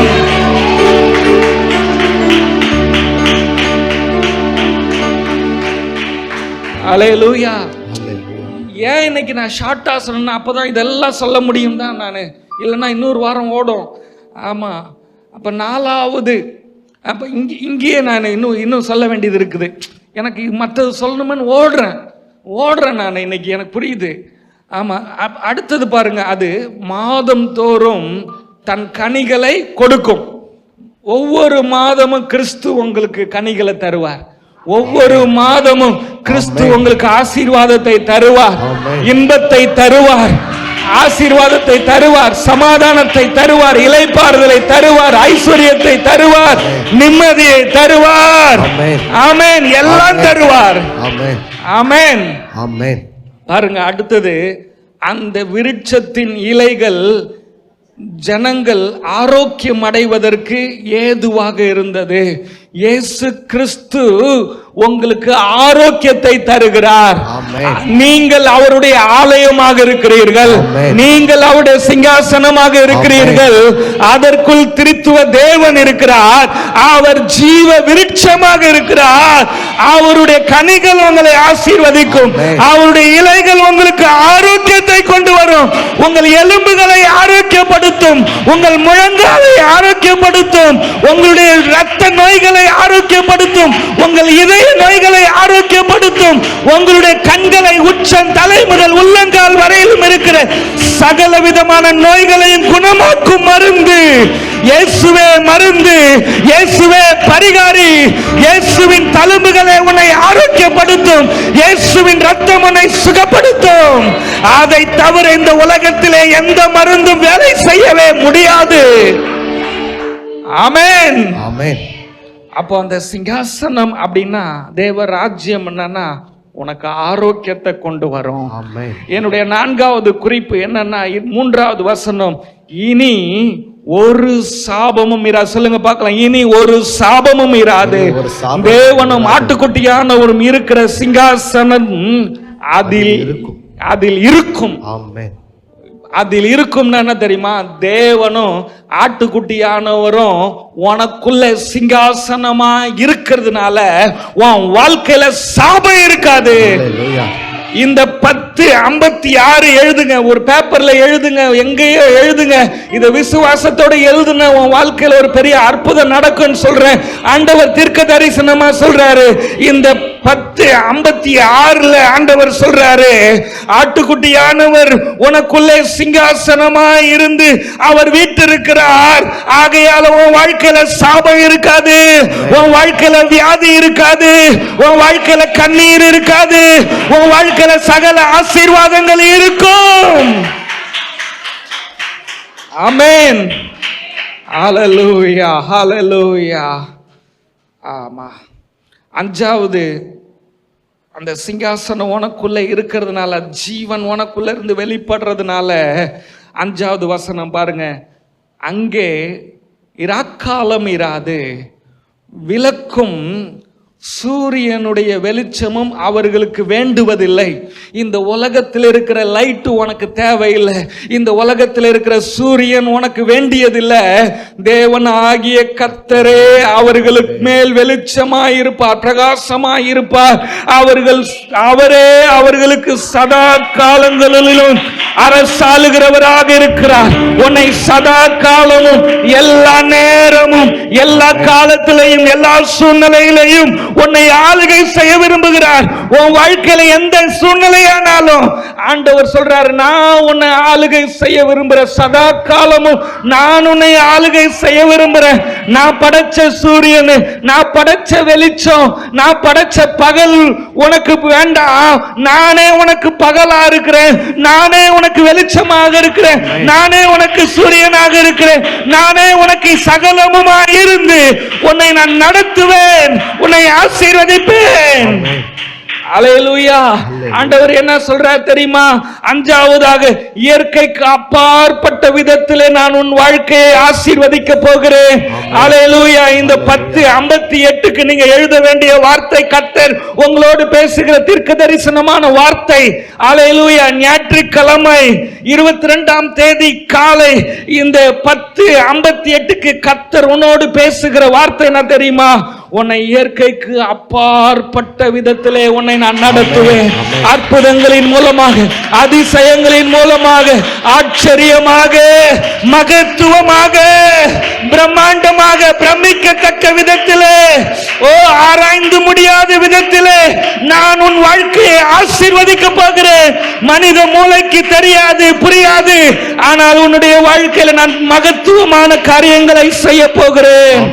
Hallelujah. Supernatural life.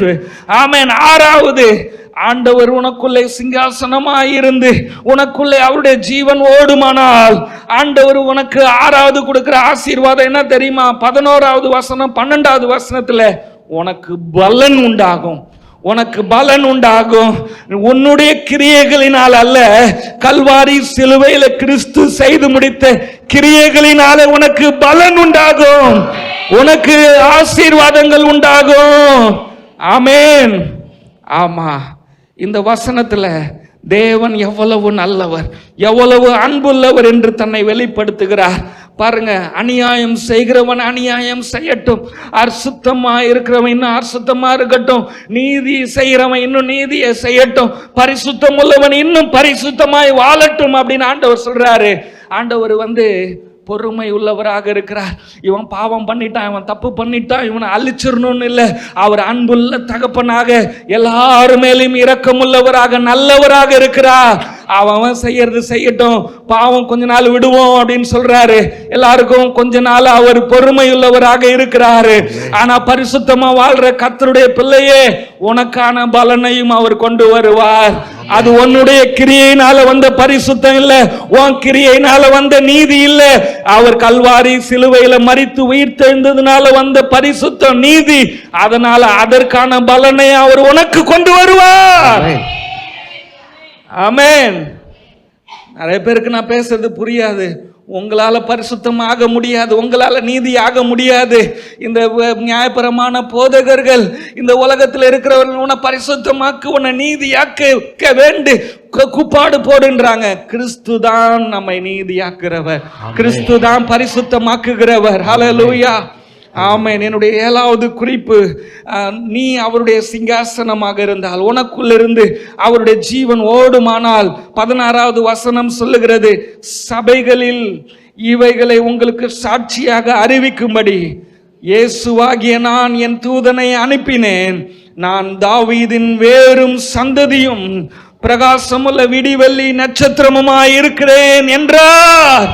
அல்லேலூயா. இயேசுவுடைய சிங்காசனமாய் நீ இருந்தா, இயேசு வாசம் பண்ணும் ஆலயமாக நீ இருந்தால், நீ முற்றிலும் வெற்றி பெற்ற மனிதனாக இருப்பாய், மனுஷியாக இருப்பாய்.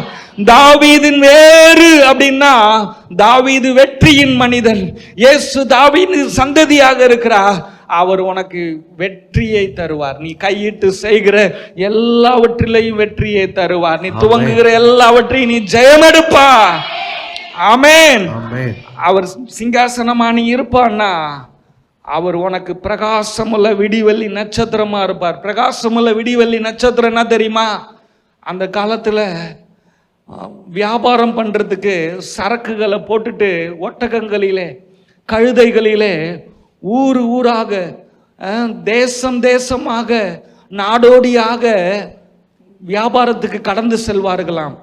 அப்படி பிரயாணப்பட்டு போகும் பொழுது அந்த பாலைவனத்திலே, வனாந்திரத்திலே, வழி பிரயாணத்திலே, மக்கள் இல்லாத இடத்துல, மனிதன் நடமாற்றம் இல்லாத இடத்துல இருட்டாயிருமா, அவர்கள் ஒரு கூடாரத்தை போட்டு அந்த கூடாரத்துக்கு வெளியே வானம் தெரிவது போல தூங்கி கொண்டிருப்பார்கள்.